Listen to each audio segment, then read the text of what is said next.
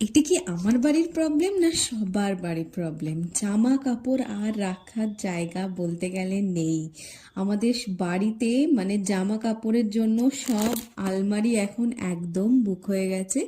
আর জামা কাপড় রাখার মানে একটুও জায়গা আমরা পাচ্ছি না। তো আজকে সেই জামা কাপড়গুলো যাতে একটু গুছিয়ে রাখতে পারি, তাই জন্য কিন্তু বেরিয়ে পড়লাম আলমারির খোঁজে। আর আমরা সবাই মিলে বেরিয়ে পড়লাম আর যাচ্ছি আমাদের একমাত্র সব থেকে প্রিয় মার্কেট, সেটা হচ্ছে সোদপুর মার্কেট। তো ফার্স্টেই চলে গেছিলাম হচ্ছে ডামরোতে। তো ওখানে গিয়েই কিন্তু অনেকগুলোই পছন্দ হয়েছে, কিন্তু যেটা দরকার সেটা একটু স্পেসিয়াস আর একটু যাতে লংজিবিলিটি বেশি হয়, দুটোর মধ্যে একটাও তেমন ভালো পেলাম না। তো সেখান থেকে বেরিয়ে চলে এলাম আমাদের সোদপুরের আরেকটা ফার্নিচারের দোকান, সেটা হচ্ছে এক্সক্লুসিভ নাম। কিন্তু ওখানে গিয়ে তো আমার একটাও পছন্দ হলো না।